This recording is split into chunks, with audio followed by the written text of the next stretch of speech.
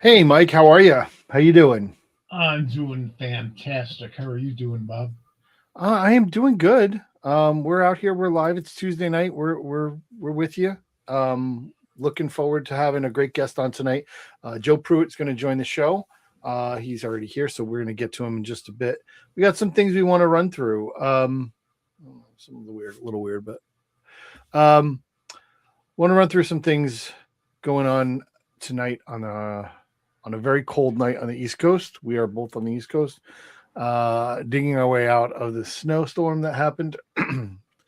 We say these things. I say these things so that like there's context when we go back and look at these videos. We're like, oh yeah, that was when that snowstorm happened, right? Is that isn't it? You're There's supposed to only do that. 13 inches here.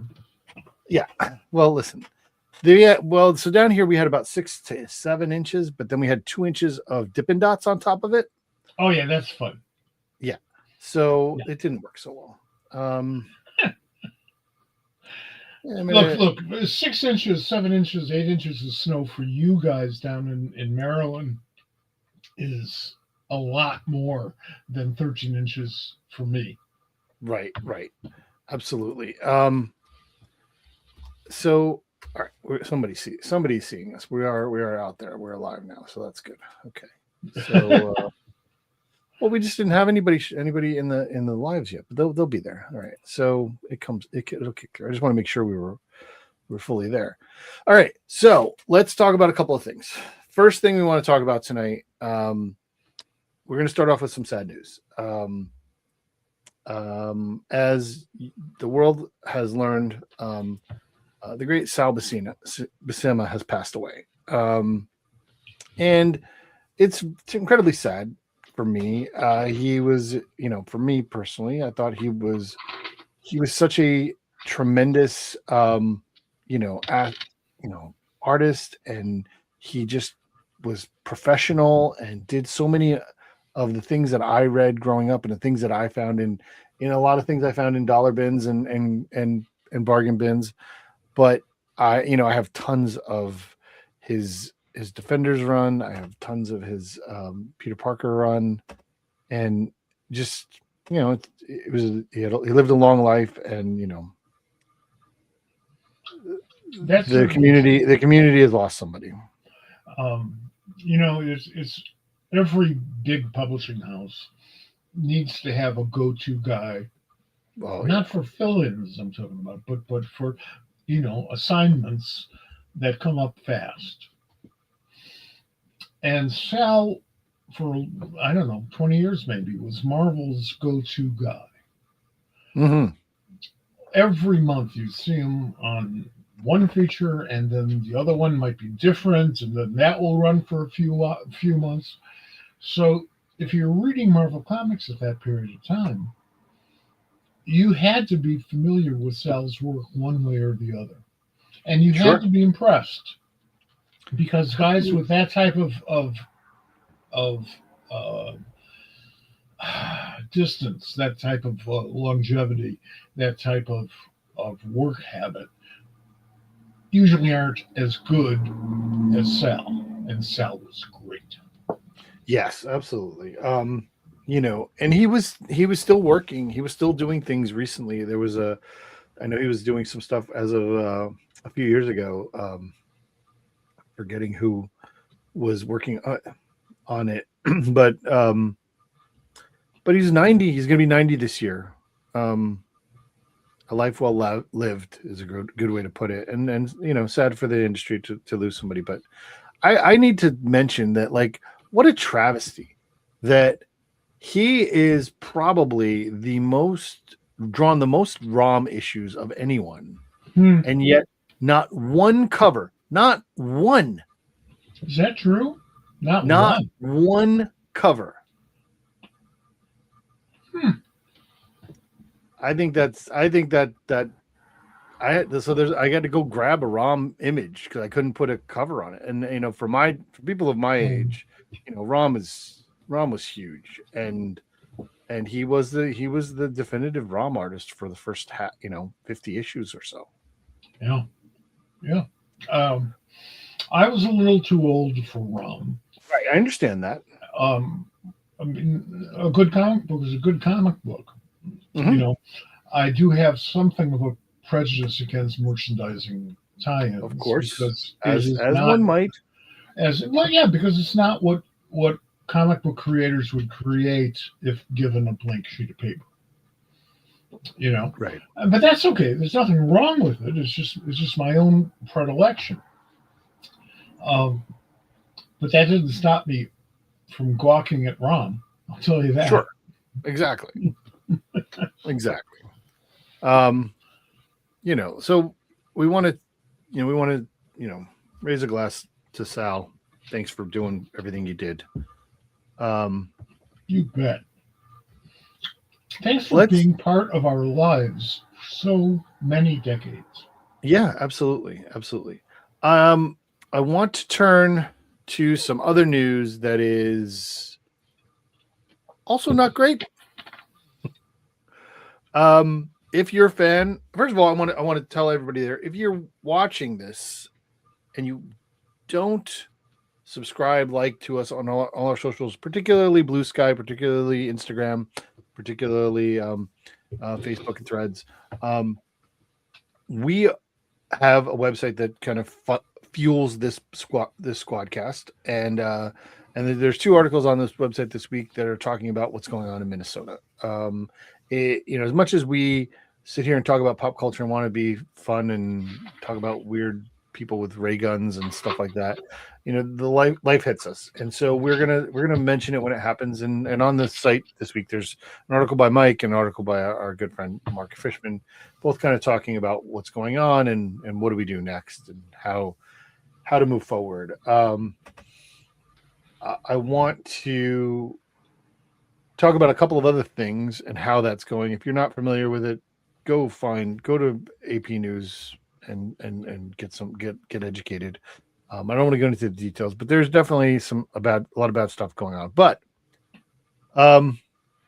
Mike, we're going to start with your first comment. Some of the people that we know, people that are like us, are out protesting the encampment or invasion of the immigrations and customs enforcement troops in Minneapolis. One is Greg Ketter. He was filmed on the 23rd, and we're gonna get to that. Also, Xander Cannon has been out there, kind of letting people know that he's out there, whether he lets us know or not. The fact is, he lives in Minneapolis. He's not standing by idly. He's out there letting people know that the Immigrations and Customs Enforcement, which I prefer to use that rather than the nickname or the acronym, is not welcome. And so I want to play Greg's video. Is that all right, Mike? Please. Then we can talk about it. Mm. All right, here. Let's play it. Stop! Look out! Are we hearing this? Yeah, I am. Okay. Just chill. Okay. I'm fine. I didn't breathe anything. I'm just angry. I'm 7 years old. I'm angry. Oh.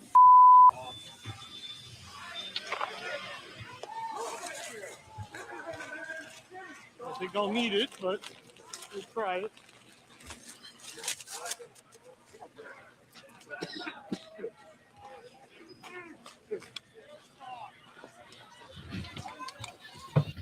Wow. So, Greg. Since about 1980. Haven't seen him for a few years. Greg, major retailer, major science fiction, fantasy, comics person.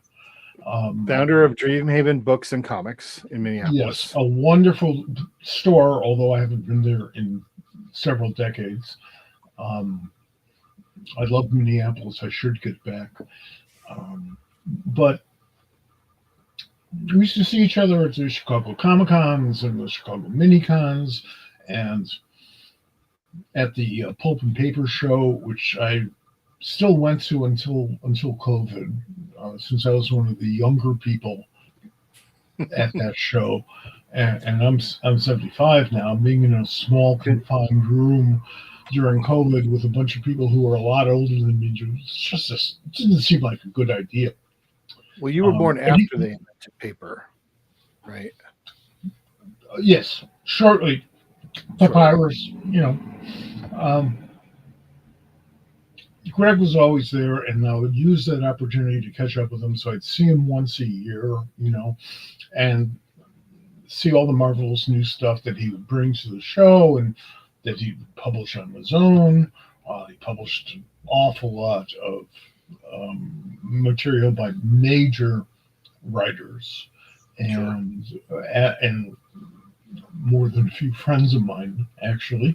So I've always known him as this guy pretty much behind the table.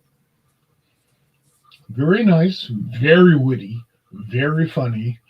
And I cannot honestly say that in all the years I've known him, we ever had a political conversation, which, for those of you who have ever seen me or seen anything with my name near it, knows that that's nigh unto impossible. Nonetheless, when I was watching MSNBC, MS Now, excuse me, NBC still owns it, but only for a few more weeks. I was astonished to see him up there. I mean, first of all, my hat's off to anybody who is willing to brave those weather conditions, not to mention the tear gas and the guns and the arrests and all of that comes hand in hand with political activity. I'm very impressed. It was like 40 below zero wind chill. And I normally don't pay attention to wind chills because growing up in Chicago, I learned that the wind chill only affects you if you're not in motion and you're facing the wind.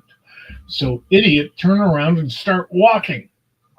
At a protest, you don't have that luxury. So it's 40 below wind chill. It's 40 below on your nose. And then there he was. Boom, pop. Wow. I immediately emailed George Hagenauer, another old friend of ours, from those conventions and from the comics and fantasy art businesses. I'm reacting like as if, he was arrested or worse. He wasn't. No, but listen. The point is that we're out there, and there are people who are trying to do things, who are trying to make a statement, trying to be there to do things. And another friend of ours who's trying to do something is a good friend of the show, Dan Parent. Yes. On his Instagram page right now. So you can go to Instagram and go to, I believe it's Parent Daniel. Yeah, Parent Daniel is his handle. Just Daniel Parent, just backwards. And there's this wonderful piece of art. It is a sketch that he did. I think he did it earlier this past year. This is what it looks like. It is a lovely depiction of Wonder Woman. Turning the tables on a rotten person, and this is available for auction right now. Right now, you can go onto Instagram, go to Parent Daniel, or you can go to if you follow me, you can go to my story because I linked to it, and it's up for auction right now. Right now, the bidding is at $500. It ends tomorrow night at 5 o'clock. Tomorrow at 5 o'clock. So we'll post it again, but I want everybody to see that this is something you can do. All the money that Dan gets, all of it, he's going to go and put to some good in Minnesota where they need it and to help people with what's going on out there. So we support. Dan's a wonderful guy, and it's been kind of interesting to watch his entering the sort of political commentary arena online, because me, I scream it, and I've been screaming it for over half a century. But Dan It's best known for like doing Betty and Veronica and Archie and Jughead. So it's a little bit more surprising when you start seeing that evolution take place. Not that there's anything ridiculously conservative or evil about Archie. Hiram Lodge maybe. Hiram Lodge maybe, but the rest. I'm Roger. I'm no. pretty sure, but also Well, it's hard to say. knowing Dan for the past 10 years or so, Yeah. I'm unsurprised. Yes, and he's wonderful. He's just if you're at a convention and he's there and you have a few minutes, just wander over to his table and watch him draw. Watch him draw covers for people on those remarkably expensive no art covers, and they're fabulous. They're beautiful and witty as hell. Very, very funny. I hasten to add that this is all that's going on now. Didn't start in Minneapolis. Other big cities have been hit. Sure. Los Angeles and Portland and Chicago, and maybe Philadelphia might be next. Maybe Boston. Charlotte was that. Charlotte was part of it. Yeah. They're in Baltimore. Yeah. We're dealing with it. Everything. They were in Norwalk, Connecticut. They were in Norwalk, Connecticut, which is not a tiny town. We have about 100,000 people here, and we also have a Home Depot. And they raided the Home Depot. Why is that a thing? This is just it makes total sense. I know it does. But it'll bore people. Our brand new mayor, who took the oath like a day or two before, first woman mayor of Norwalk, Connecticut, told him to get the fuck out of town. Well, and they did. So,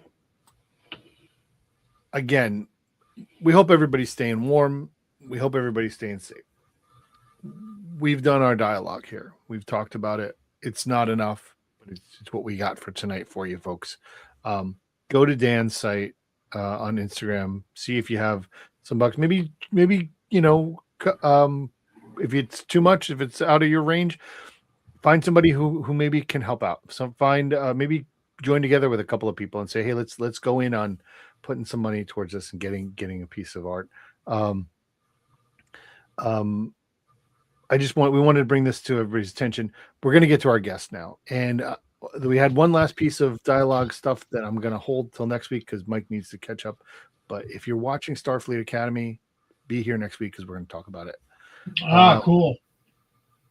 And in the meantime, we're going to bring in our guest, which is, if you're not familiar with Joe Pruett, is going to be on in about 2 seconds. He is a writer and editor, and if you pay attention to the work he's done over his career, you will know how much this medium means to him. And he is also a publisher. Yes. What I'm saying is he has written, he has drawn, he's lettered. We're going to talk about his beginnings. We're going to talk about where he's going because he's got a lot of stuff going on. He's on a roll, and we're gonna be here for it. But everybody, welcome to the show, Joe Pruett.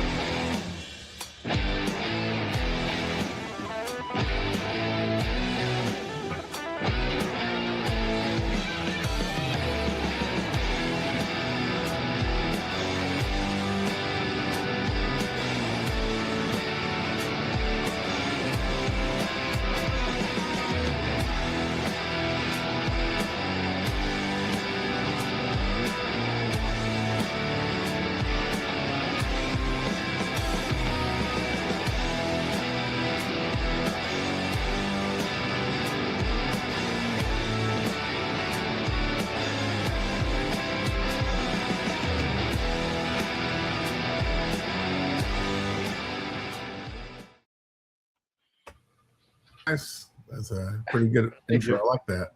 You like that? I like the career highlights kind of thing. That was a lot of highlights, man. It was welcome to the show, man. Thank you for being here. Appreciate it. Appreciate the invite. I want to start talking I want to talk about a lot of stuff.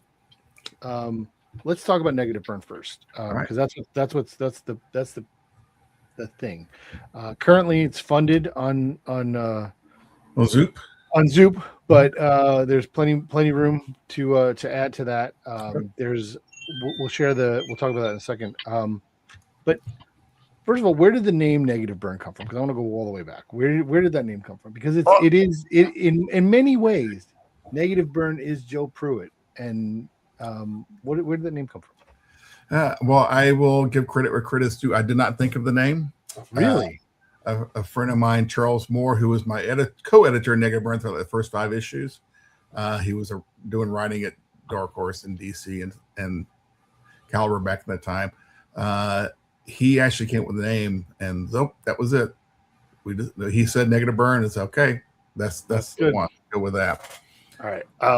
We're gonna take another second here. I'm gonna do another retrospective. Take us about a minute, but are you guys gonna see this? This is the history of Negative Burn.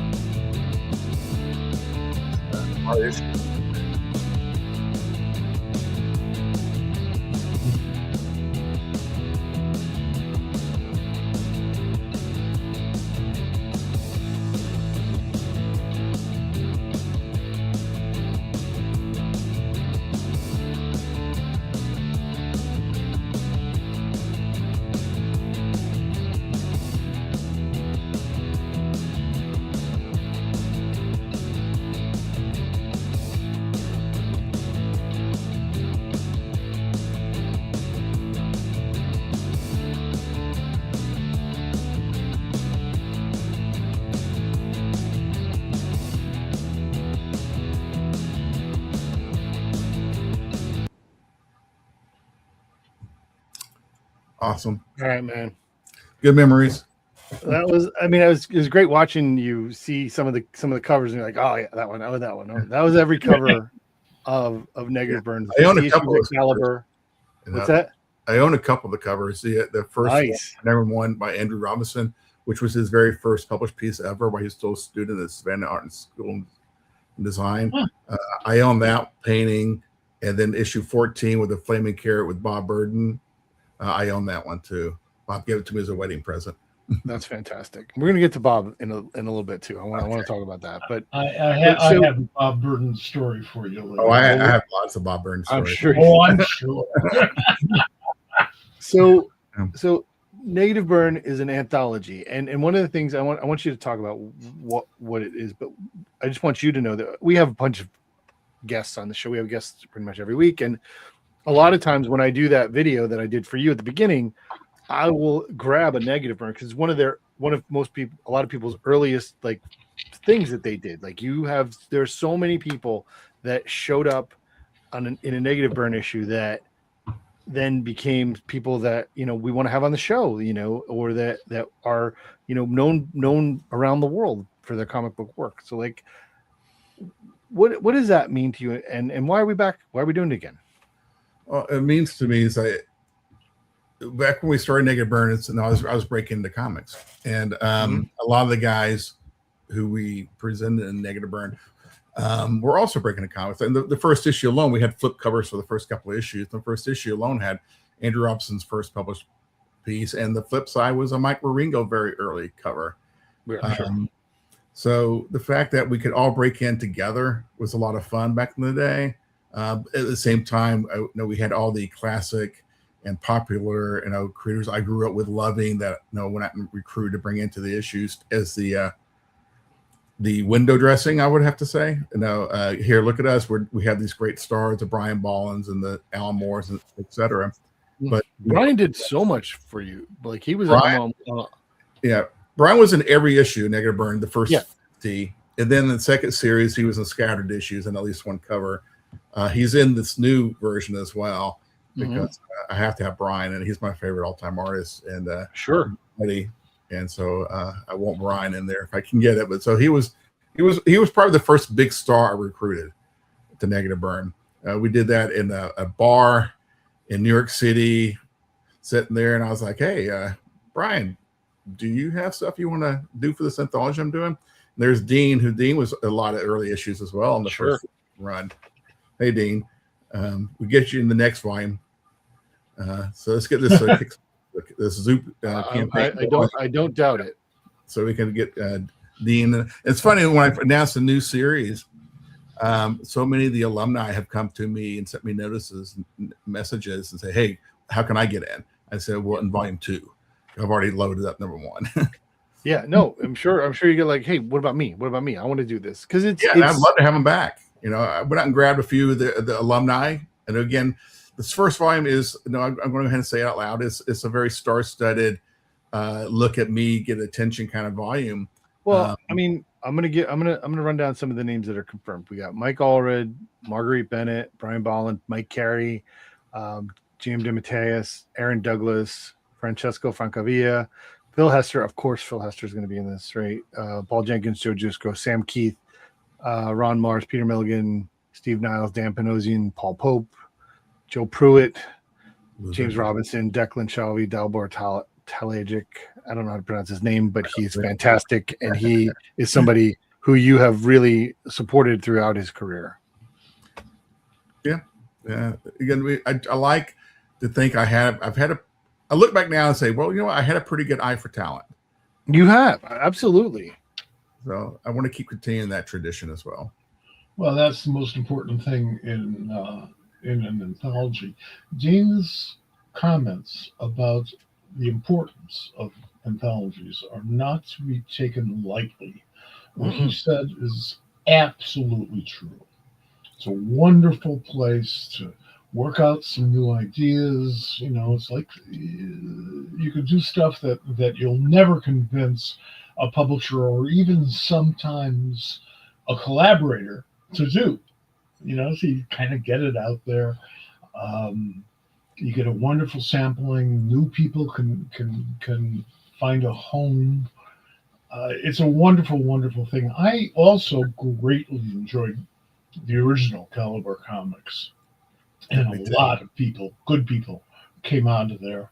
I can understand coming out of Novi, Michigan, because it's a town that doesn't exist. It's in the middle of several different highways, but it's you guys did really groundbreaking work and don't get enough credit for it. You did. Yeah. There was, Gary Reed, started Caliber Comics I think it was 89. Something like that. Gary was Crow and Dead World and the Realm and a few other things. And then I came around 92 when I had my first published thing with Caliber. Kilroy is here, short story in a book called Calibrations, a one shot. And then July 93 is when Negative Burn debuted. And by that time, my relationship with Gary really, had embedded and grew a lot. And I always say, Bob Byrne gave me my start in comics, but Gary Reed gave me my career. He came in just let me do what I wanted to do. And then eventually I became kind of like a talent scout for them and go start recruiting the stars to come have fun at Caliber. And also, still looking for the new blood to come in and build your career at Caliber. And then you can move on to where you need to go, where you want to go. But it was a great. You guys had dicks at Caliber. Big dicks. Yeah, we. That's a perfect example. I mean, that was Garth Ennis and John McRae. Garth and John McRae. They had already done Hitman, right?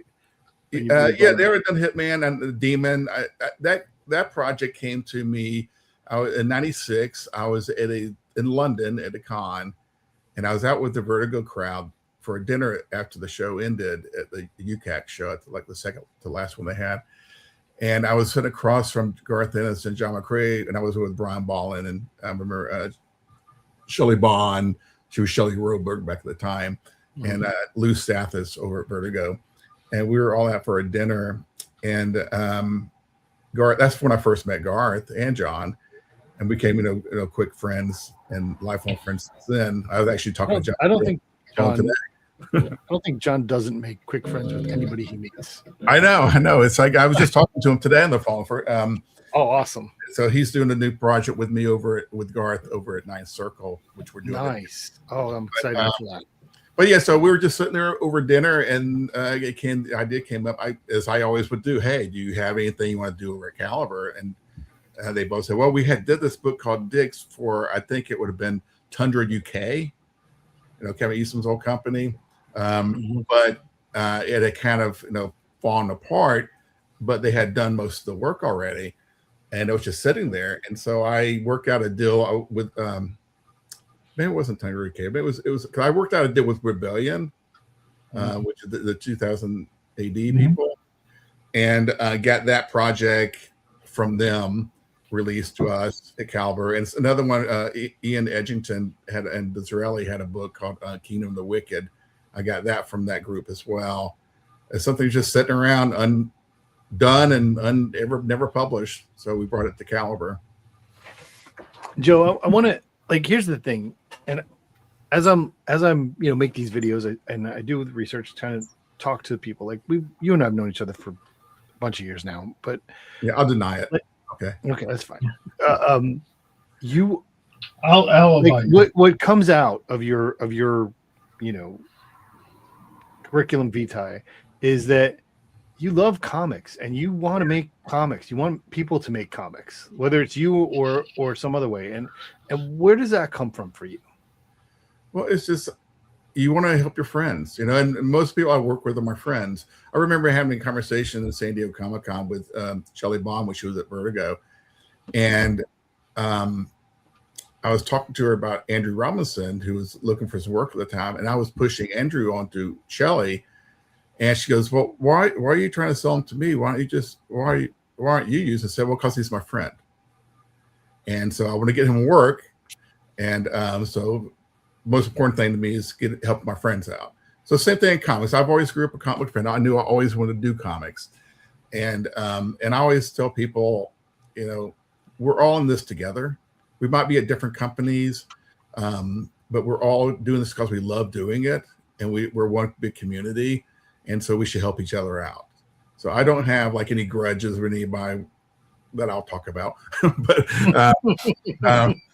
but I'm always, I want to help other people get work. And even today, I still have people call me up and say, "Hey, can you show my work to some editors at other companies?" Sure. I said, I can do that as best I can. I can't promise you work, but I'll be happy to forward you along. Or, how do I get this book published? I said, well, you should go talk to this company, sure. Et cetera, et cetera. So, I do spend a lot of my time, some of my time, trying to still helping people live their dreams, tell their stories. That is, I think, the origin story of about 90% of the last 2 or 3 generations in comics. We love the medium. We get involved in the medium. We get involved in the sort of social semi-structure that we have. And, conventions and parties and all this other stuff. And we become good friends, and you protect your friends. Also, there's this innate need of comic book fans to turn people on to stuff. So, that's what we do. Have you read the latest blah, blah, blah? Right. So if you got somebody in your hip pocket who's really great, it's going to burn your ass until you get that guy, help get that guy some work. He's great. Yeah, it's a great community. It's like one of the books you showed in my intro was a book I did last year at Image called Voices in My Head, which was a like 4 original short stories and plus a reprint of the very first story I ever wrote with this time in color. That came about after my second stroke back in end of 2020. And so a lot of my friends, I had a lot of hospital bills. And so a lot of my friends volunteered to draw stories for me, do covers for me, and they help towards my medical bills. So that's my friends helping me out. That's awesome. That's really awesome. So yeah, so again, I just want I want to have fun. I want to enjoy what I do, and I want to work with my friends. That's everything. My whole my life now. Once I left Aftershock a couple years ago, my first thing I did is I wanted to do something fun with my friends. So that's when Nice Circle came from. A little imprint, little boutique imprint, horror imprint we're doing every image. But it's like me, Garth Ennis, and Adam Glass, Marguerite Bennett, and Ron V. It's like, let's work with my friends and have a little fun doing little boutique stories. We just take turns doing them. And even now, it's like a lot of the work I'm doing writing, because I love writing a writer. I wish I could just do that full time, but it doesn't always pay the bills. It's up and down. But I'm reaching out, and so I'm doing a project with Marcelo Fruzen over at Image called Viking Moon. I've never met Marcelo because he lives in Argentina, but I did a story with him way back in the day at the Weird Western Tales for Vertigo. I think that's the only thing I've ever done at Vertigo. Also that was in the intro. Yeah, the Paul Galisi cover. But that's the only thing we ever did, and I've never worked with him since then. And that was like 2000, maybe 1999. And so when I was looking around for an artist to work with, I was like, I've always wanted to work with Marcelo again. So I reached out to him, and he also showed me some examples. You have some ideas. I gave him the Viking Moon idea. He goes, "That's the one. That's what I want to do." Then he started telling me, "Have you seen this Viking movie? Have you seen this werewolf movie?" I mean, he was really into it. Okay, I got the right guy. And the other thing is like, okay, what else I want to do? I did all these art books back in the day when I was doing Desperate Publishing, when I was part of the Image, and with IDW, I did Brian Ball and Craig Russell and a bunch of other guys. And I enjoyed doing that because, again, I was working working with the artists, my friend, like Joe Jusko and Amanda Connor and other people. It was so much fun. I spent 6 months working on a book and have a daily conversation with my buddies on their book that I'm trying to celebrate their career. So I said, well, I enjoyed doing that. I do all the design work myself and edit it and everything and publish it. And so I went out, I'm going to do that again. So funny, I ran into Joe Jusko at Heroes Con, not this year, but the year before. And when I went to him, he goes, "I've been wanting to talk to you." I said, "Well, I've been wanting to talk to you." He goes, "I want to do another art book." I said, "That's what I want to talk to you about." So, it was great. And now, so I'm going to work on a Jim Starlin one next. And then I have a couple more lineup after that. I've done a Jim Starlin one before. It's instantly sold out. And that was, almost 20 years ago. The man's kept working. We need another one. So yeah, it's time for another one of those. I'm working on that right now. You're also coming back to Kilroy's here, correct? Yeah, I am. I'm doing that. Comes out in April. I'm doing a one-shot Image because I haven't done a new Kilroy story in 27 years, which kind of freaks me out. I didn't realize it'd been that long. Time flies, doesn't it? Sure. And I said, well, let me bring it one shot out and see how it does. If it's interest, I'll do more. So that was my first. I will be interested. Baby. Yeah. Kilroy and Negative Burn was my first comic book series and my first editorial series. And so I'm bringing back now. We kind of teased it earlier, but let's talk about your first work was on Flaming Carrot with Bob Burden. Yeah. How did that happen?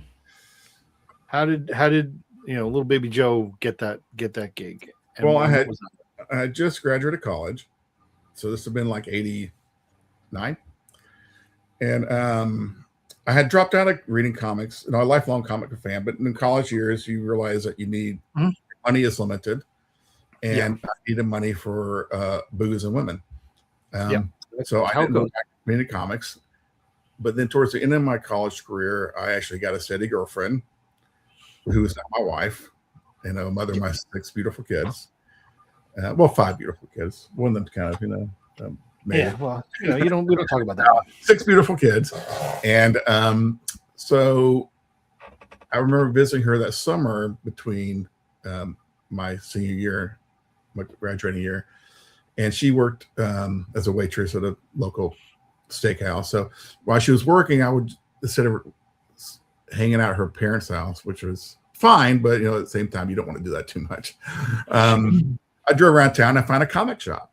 And I was like, so I kind of went in and I got interested in comics again. And so I went back and bought all the stuff I missed during the college, like Alan Moore's Run on Swamp Thing or Watchmen. But one book I read before I really loved, it was Cerebus. And it's one of the first books that got me into the independent craze back in the early 80s. Where I went from being a Marvel zombie to being a independent comics elitist, which I was, I admit it. And so I picked up an issue, I think it was 104 of Cerebus, which had the Flaming Carrot as a guest star. And I knew the character, I just had never picked up the issues before. It wasn't really my cup of tea, I didn't think at the time. But reading the issue, I was like, this character is actually kind of interesting. So I started going back and buying old issues of the Flaming Carrot and really, really loved it. And I found out that Bob Burden, the creator of Flaming Carrot, lived in Atlanta. I went to University of Georgia in Athens, and I was moving to Atlanta that summer. I was like, oh, he lives in Atlanta. That's interesting. And then I realized he used assistants because he gave him credit in the comics. I said, he used assistants. So ding, ding, ding. Let me reach out to Bob. There we go. I worked on that. 23 was the very first comic I had a credit in. So I thought it was this one. You're lettered in this one. Yeah. But anyway, so I actually just sent Bob a letter to his P.O. box in Atlanta and said, hey, look, Bob, I just graduated college. I'm really enjoying your work. And, I want to break into comics. I thought I was going to be an artist at the time, but I obviously am not. And so you use assistants. I'd love to come work with you, learn the business. I'll be willing to work for free, blah, blah, blah, et cetera, et cetera. And to my surprise, about 3 weeks later, he called me up and told me to come meet him at his house. And I drove up and he offered me, yeah, you can work for me. And so that's why I broke in. And I would sit there and transcribe notes or, ink a border or, lay in some lettering or something, cut his grass, whatever it was asked to do. I didn't like the cutting the grass part, but I liked everything else, and working with Bob. Again, I did that full time. I won't say full time. I was with Bob's a lot for the first year or so, until I got a full-time job. That I came and worked when I could because I had to pay bills. Bob did pay me, but it was still, talking about minimum payment at the time. But I was very happy to get anything. Actually paid me more than that, now that I think about it. But it was great because I got to be in that environment. I got to meet his friends. Like the first people I meet are like Brian Ball and Dave Sim and Bernie Wrightson and Al Williamson. It was just got into the whole scene very quickly. And since I was Bob's assistant, everybody treated me like a professional, and there really wasn't. And so that's how you make it, man. Yeah, exactly. That's kind of how I got my start. It was fun, being at Bob's house. All of a sudden, I'll answer the phone, and is Bob there? I said, "Well, can I tell me who's calling?" And it's like, "Oh, it's Steve Ditko." I'm like, "Oh, okay, hold on." Like that. Hold on, Mr. Ditko, please. Or like I said, Dave Sim or Brian Baum will come stay for a week when they were in town or something. So it was a lot of fun. You actually won the lottery. Oh, did I? Yeah, by sending in a letter, and somehow that letter got read, and you got a gig out of it. Yeah. Now, a lot of people trying to get in would think about that, would say, oh, I love this guy's stuff. Maybe he's hiring, whatever. Maybe I can learn something from this guy. I'm sure a million other people are writing him and calling him and bothering him at conventions. Screw that. I'll do something else. No, write the damn letter because you might win the lottery. Well, I think what I did is the reason I got the call is because I said, hey, Bob, look, I'm not your, and I don't mean offense to anybody because I was this guy too. I said, I'm not your typical comic book nerd. I know I'm an athlete. I played sports. I was modeling at the time. You couldn't tell today, but I used to be a guy. I was like, I just got out of college. I had a modeling contract. And I think that part got him because I became his wingman Okay. We'll go out and we'll be at bombs and all of a sudden catch strays. It'd be 10 and 11 o'clock at night. Okay, let's go out. So I think he liked that aspect of me. It's funny because it's an interesting story. So everybody has their own little way in, but there are enough of those where somebody just reached out to a professional and said, "Hey, can I learn from you?" I know David Mack kind of did that. He found in the white pages Steranko's number and started calling up and had a phone conversation over time with Steranko about his work, and we'd send him stuff like, David and this both was with me in the early days of Caliber. We were all a little posse. We were always together doing stuff. So then Caliber, let's talk about that a little bit. So before we do I'm sorry. I let's get to your Bob Burden stories. I want them. Well, but actually I wanted to insert something else too. But let me do the Bob Burden story. I was at a convention in, I believe, Dallas. I know it was Dallas. Fair, probably. I'm sorry? Probably the Dallas Fantasy Fair. I don't think it was that one. Okay. But I don't recall because this was 1985. Oh, okay.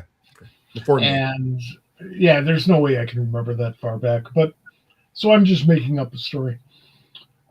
There's a dinner at some conventions, and they have these dinners for the guests, and maybe there's some event going on. They're giving out awards or whatever.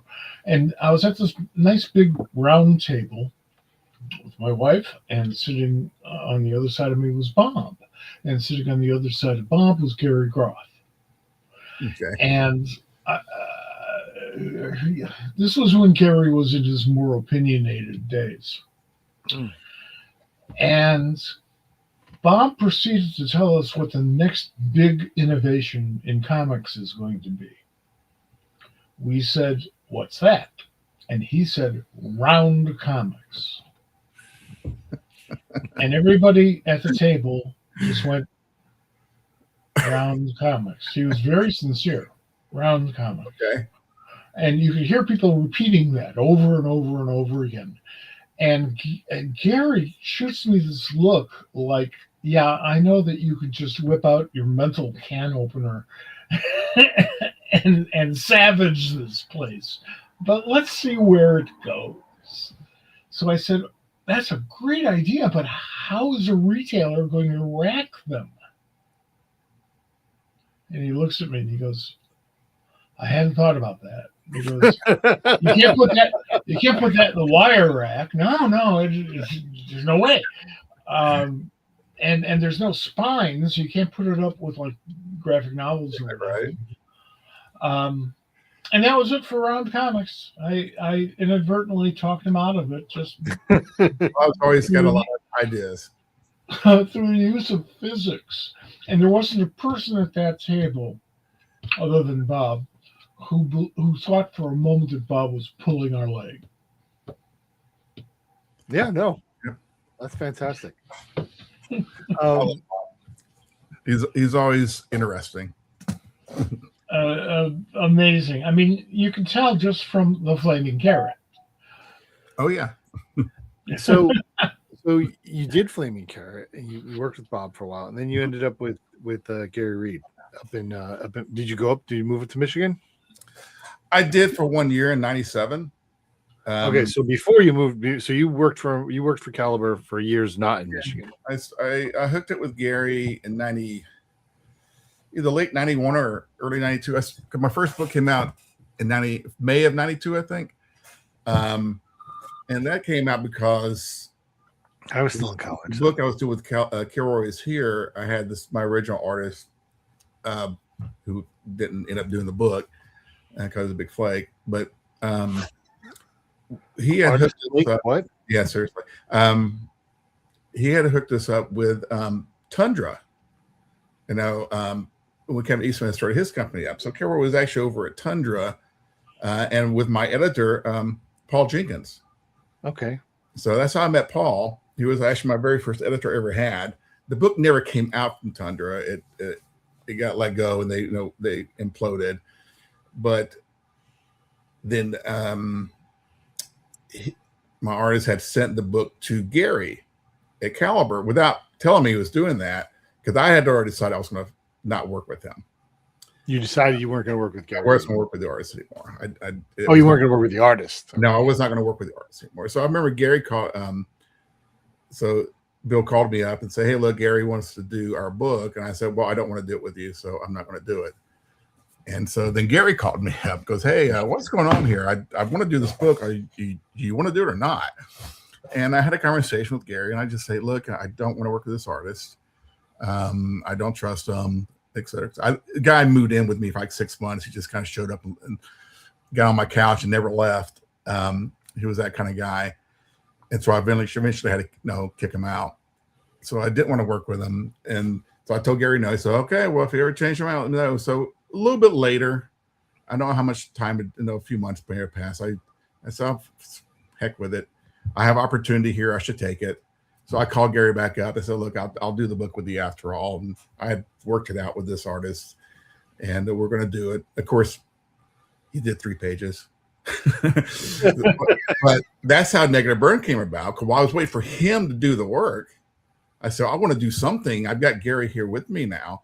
And that's when my brother, Jim, who's also in the business, in and out, and myself and Chuck Moore, we're sitting around my house saying, and Jim goes, "Why don't we do an anthology with our friends?" I said, "Well, okay." That's how Negative Burn started. Just Jim mentioned we should do an anthology. And then Chuck came up with the name, and then we went out and grabbed a few friends, and that's how it started. Right on. Who designed the logo?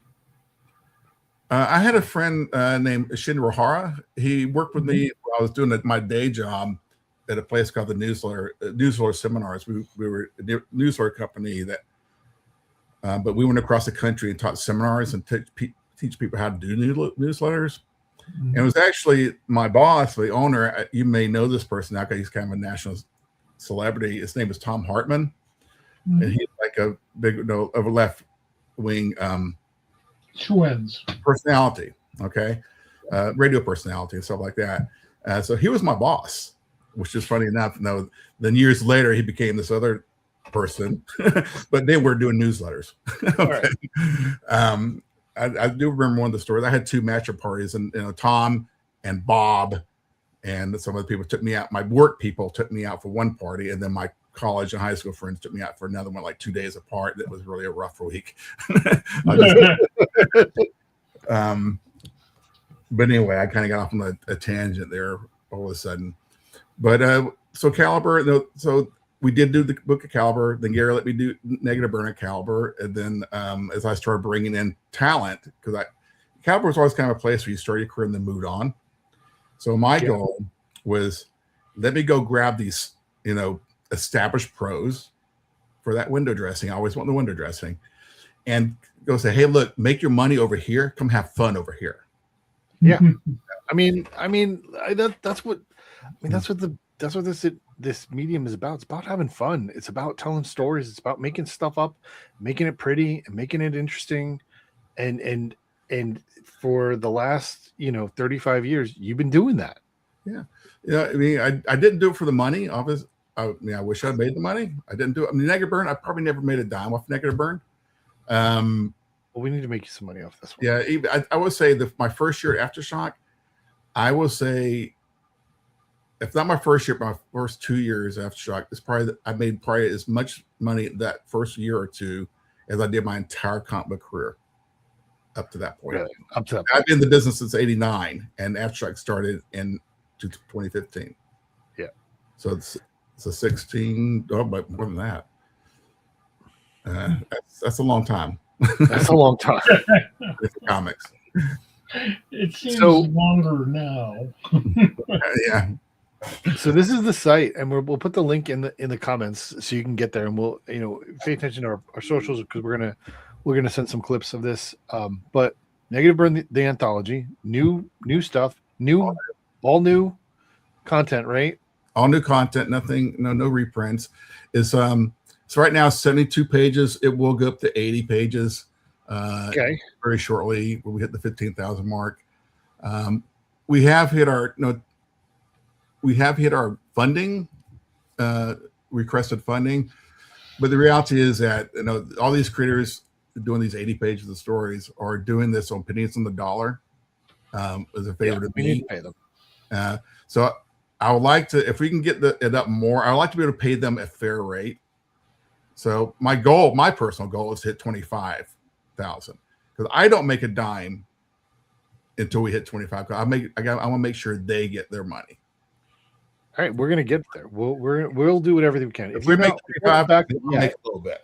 But if we, as it is now, they're making pennies on dollars. I want to reward them for being part of this project if we can. So, I mean, I just want to tell everybody go to this site and check out some of these preview pages that are there. This is my story here. This is your story. Amish Gruzansky. That's 5 pages. JoJo's. I have, we have so much good stuff coming in here, and there's like 6 different covers as well.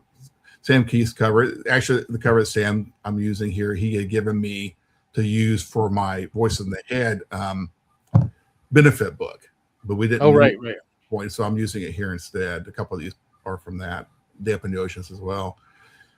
I want them get them published because they took the time to do the work for me to help me. Yeah, no, it's such a great thing. Like, is it as people who aren't familiar with Negative Burn, is there anything? It is purely the concept of just you open a book and any story could be anywhere. There's no genre, no theme. Is again what I just said. Come have fun. Tell the story you want to tell. Is sci-fi, slice of life, horror, fantasy, whatever you want to do. It's a comic shop in one book. Exactly. It's a true anthology. One of the things that always impressed me about our roots in comics, our roots go back to the pulp magazines. Right. And the pulp magazines, long before they had character series like The Shadow or Doc Savage, they would have these anthologies, not just of mysteries and stuff, but just general anthologies. Yeah. And a lot of good people came out of that because there was no defined other place to go. Edgar Rice Burroughs was creating all these stories about Mars and about Africa, which we knew nothing about, and at the time, and they would appear in these anthologies next to stories about whatever, pirates or explorers or what have you, and that was in the days before television, before paperback books, which no longer exist. But it was the roots of our field, of our form of communication. And the idea of doing sort of forgive the phrase because I don't like it, a general anthology, I think is wonderful because it provides opportunities that storytellers do not otherwise have. Yeah, exactly. I tell them have fun, tell the story you want to tell, and because if I limit to say it's a horror anthology, then I limit who I can get, who wants to be part of it. I don't really want to do a horror one. I don't really want to do a sci-fi story. I want to do this story, so that's why I give them the opportunity to do the story that they want to tell. Because by doing that, they also going to give me a story that they want to do. So they're not doing it just for a gig or okay, I'll give you a detective story. They're doing it because, this is the story I've been wanting to tell. So it's going to be more, it's going to be better. It's going to be more. I think that, you get the best because it's what they want. It's what they want to do. And it's the thing that's been inside of them. And I love that. I love that about that. I mean, we talked about it. The best situation would be finding a really gifted, talented person who also happens to be your friend, who thinks about it for a second and says, I've always wanted to do this. Yeah. Well, I mean, you've done that. Even outside of Negative Burn, there was plenty of stuff that you guys did at Aftershock, which where people like Sam Keith are like, hey, I want to draw weird 18th century things and and you guys let him do it, and that was great stuff. You've always been somebody who fosters, people's desires to do what they want, and it comes out good. You get the best out of people that way. Exactly. So Comics are based understand, Bob. on creator enthusiasm. Exactly. That's what fuels comics. In the early 40s, late 30s, most of the people who were working in comics were creating a medium, and there was an enthusiasm there because there were no rules and everybody's trying to figure out what the hell to do. And that's kind of cool. And then after the war, things got a little sad and people got a little down, and some people rebelled against that. We have EC Comics for that and many others. But then it got kind of calm again, and now we have, for the first time, we had a brand new generation of creators who grew up reading comics, who love the medium, who see a potential in the medium that goes well beyond a paycheck or even a career. And that type of enthusiasm has created so many of our best comics. You mentioned Steve Ditko. Steve Ditko was working on enthusiasm from day one. And you could see it in his work. You could see it in each person's work. I'll stop now. I love it. So I want to come back to what's coming. So Negative Burn has 9 more days. That's 9 more days. Viking Moon. I've done 71 single issue Negative Burn and 2 original trades. This is going to be the best one ever. All right. I 100% believe it. I cannot wait. I really cannot wait for this. It's going to be fantastic. Coming from Image, the first 2 issues out. The 3rd issue is getting finished now. It's not coming out as quick as I'd like it to be. I'll put it that way. Okay. But again, I'd rather wait for the good stuff than rush it. So Marcel's not the fastest artist in the world, but it's beautiful when it comes out. And then Kilroy's here comes back in April. I just did the Book of Jesco, the new original art book I do on Kickstarter. Came out. It launched in September. I have my preview copy, my advanced copies in my hand, so that'll be out to their pledge people the next few weeks. Then I'll be doing the Joe Jesco. I'll be doing the Jim Starlin one next. I'll probably launch around the first half of March. Are you doing those through Kickstarter? Is that how you do this? The Jesco one, I'm also going to put a soft cover edition out through Image in May. Nice. So if you missed Kickstarter, the Kickstarter is a hardcover with slipcases and signed editions. The Image edition will be a soft cover for the general population. Did Stay Out of the Woods ever come out? Is that? No, not yet. That's a book I was doing with Ninth Circle and Image in the magazine format. Butch Guice, I think, was doing the best work of his career on that book. I believe you. I believe it. He completed 13 of the 40 pages before he passed. I'm very sad that we didn't get to finish it together. It's very sad. I do want to finish it. I want the world to see his final work, because again, I thought it was fantastic. My favorite stuff he's ever done. So I hope to get that out in the next 6 to 8 months. Hopefully, I just need to find an artist who can be. It has to be somebody in that realm of artist style. I don't want anything dramatically different. He's special. It's very special, and I wish I could show you some pages offline. I would love to see them. But they're beautiful. So hopefully that come out before too long. I'm also have some Savage Sword of Conan stories coming up. Nice. I've got one with Goran Suzuka. It will be out, I think, in the May issue, and then I've got one that Mike Allred's drawing right now.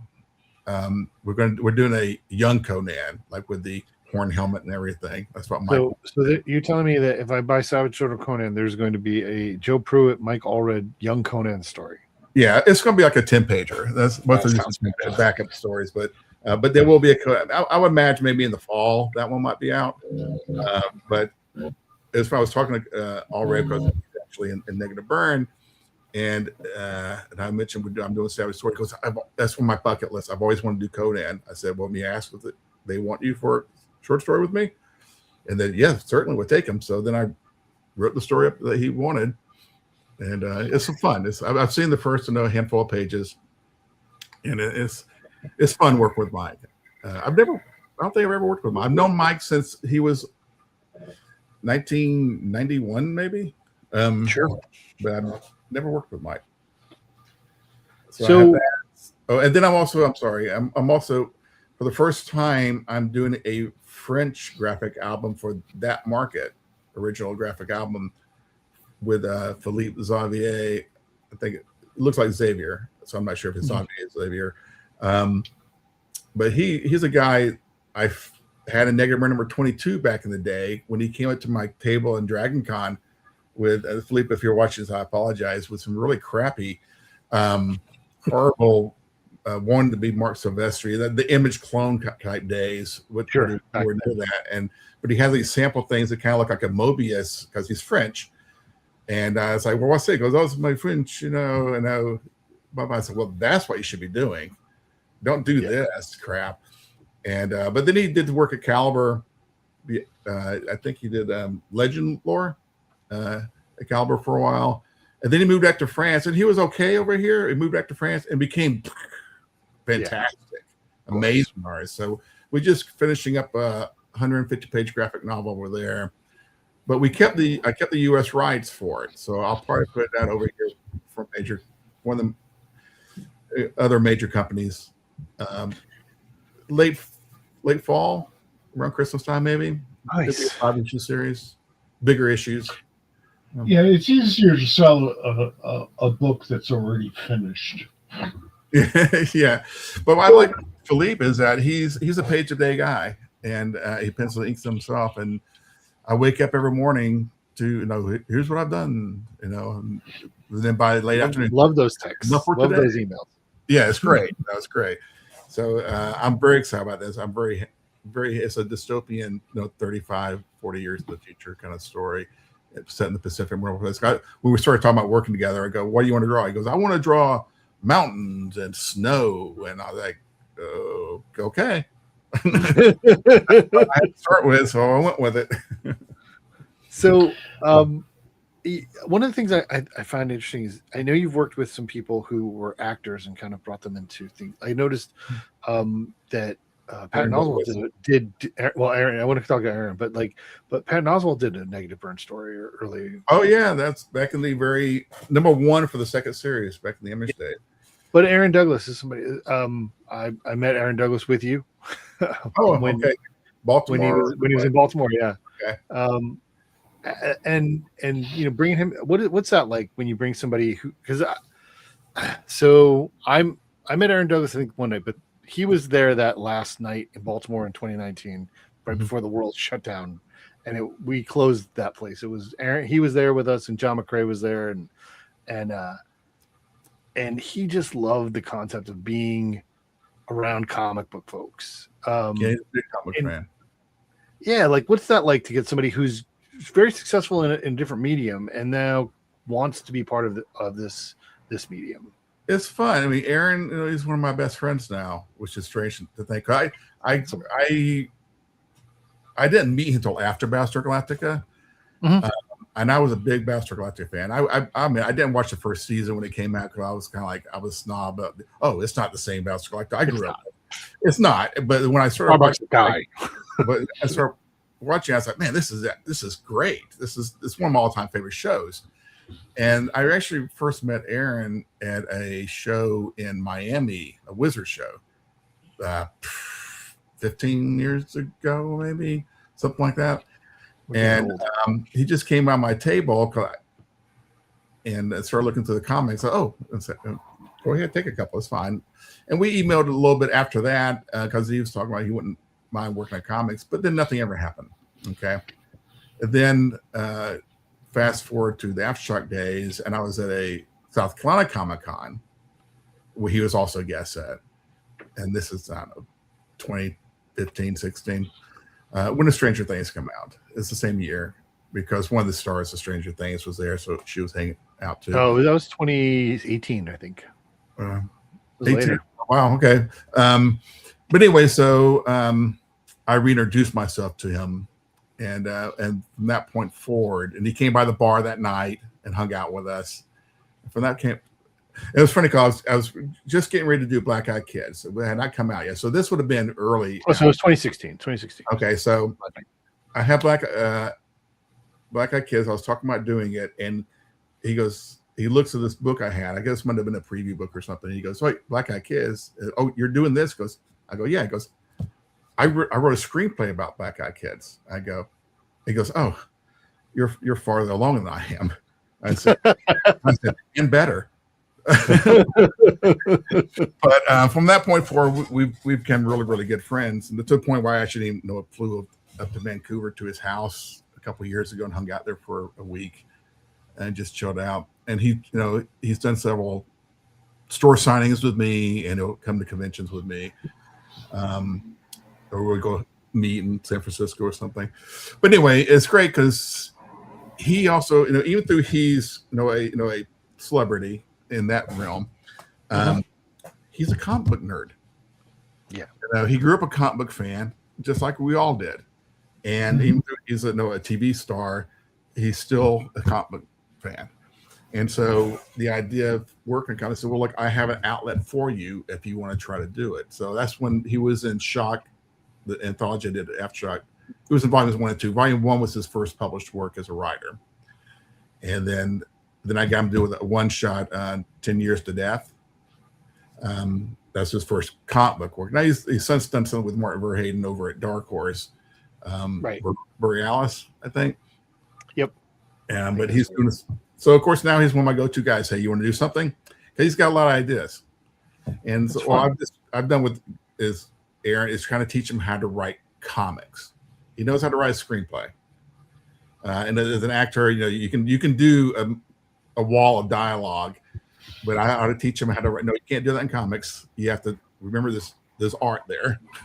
You can't cover the art up with all the dialogue, and you have to have panels. So I've been working with him on that to the point that he's getting pretty good at it. So it's a lot of fun. Him get excited about it. I've had a lot of success working with stage actors. They may have also done movies or television, but the beautiful thing about working with a stage actor is they know how to block. Right. And if you use that as a starting point to sort of teach them or show them what visual storytelling, what a more static form of visual storytelling comics is, and alert them to the fact that because of that, we control time in a way that no other medium does. That's when you get them, because they're thinking visually. Yeah. And you can also have anything you want to and not have to worry about a budget. Yeah. I've said that many a time. So there's Aaron, and also, I don't know if you remember the show Kids in the Hall. Mm-hmm. Oh, yeah. So Scott Thompson, one of the kids, is actually another friend of mine. I did a published book by him at Desperado when I was at IDW, using one of his characters. I can't remember what it was called. Danny Huss character. I can't remember the name of the book though. And then Scott and I have reconnected. He was here in Atlanta doing a comedy tour, so he gave me some tickets. I had dinner with him one night, and he wants to get back into comics. So he's a comic book fan too. So he and I are now talking about doing more comic work with him as a writer. So again, it's kind of fun. It's kind of fun. These people that I won't say I grew up with them because they're my age, but people you might see on the little screen or the big screen, and then all of a sudden they're your friends, are just like you and I. And it's just like friendship. I mean, I was texting with Aaron yesterday. He sent me I can't show you here, but he sent me a video that he was in Toronto, and they said they had 24 inches of snow. And he sent me this video. It's just like this massive, and like, on Hoth in Star Wars or something, Empire Strikes Back. And so I went outside my front yard, and I took a little quick video of my front yard, which has no snow or anything like that. And I just went brr, brr, and sent it back to him. So, but I mean, like that's the thing. We've kind of talked about this for the past hour or so. Like, just comics is about telling stories and having fun doing it. Yeah. Especially this time of my life. That's what I want to do. This time of my life. And I just want to have fun doing what I want to do. Imagine Peter Pan as a publisher. That's me. That's I'll take that. Yeah. That's the best comics. I won't grow up. I'm never going to grow up. Yeah. I'm going to be a kid forever. All right. Joe, we're gonna let you go. I am super stoked for the new Negative Burn. I know a bunch of people are. I'll leave you with this. I was a couple weeks ago. We went to the Brad Meltzer signing that was here in Baltimore. He's doing a tour, and Dustin Hoffatter, who's a comics guy, he's worked for Baltimore Comic Con for a while. I told him you were going to be on the show, and he's like, "Oh, new Negative Burn." So it's out. Cool. So, cool. Well, it's a great name because people remember it. Yeah, It's memorable. Yeah, it's great. It was a perfect name. It was something to do with the printing process and film and stuff. And I was like, that's a great name, Chuck. Thanks a lot. We'll use that forever. That sounds great to me. So Negative Burn is on zoop.gg, and please go ahead and back that if you haven't. There's a ton of different options, but just get it so you can get it, because you're going to want to have it. Thanks, Joe, for being here. We'll have you back. I'd love to, as new things come out, we have you back to talk about it. A lot more coming up. So awesome. Thanks so much. Thank you. Thanks, Joe. It's been a wonderful conversation. I'm really glad that you and I had this experience, even with Bob. Even with we'll talk offline about that some more. All right. Okay. All right, bye. So, it is. At no point did I actually say, "Oh, Negative Burn." Yeah, I'm a big fan. Yeah, you should. Listen, sorry. it's going to be so good. I'm very excited for that. Yeah, no, I was glad to have Joe on. We're going to be back next Tuesday. It hasn't been put up there yet, but we will be here next Tuesday because it's Tuesday, so we're here. I believe, and I'm gonna go out on a limb and say Dwayne Smerzinski is going to be here. He's got a new book coming out with Storm King.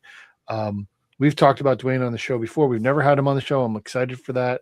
I will stay tuned to our socials because the announcement will be in the next day or so, and we've got guests lined up for the next however long we're going to keep doing this. We're going to keep doing it. I got, whether people want us to or not, I got to figure out a way to do it.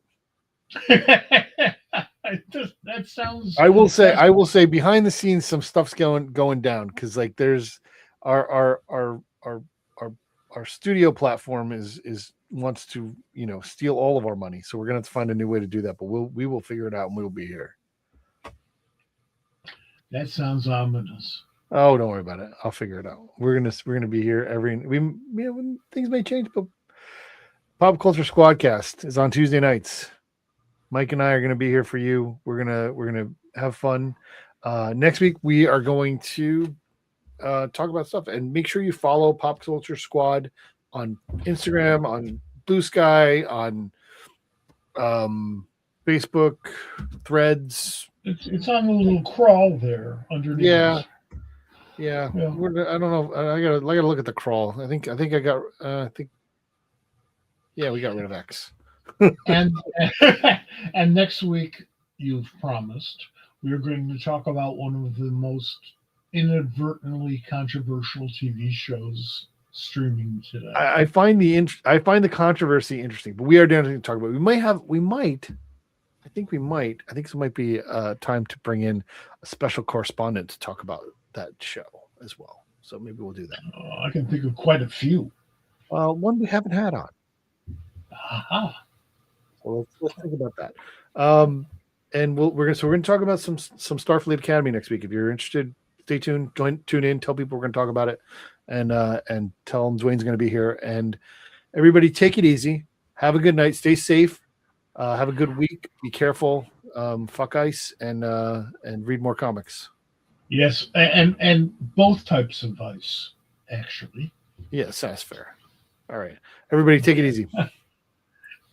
Have fun, folks. Thanks for coming.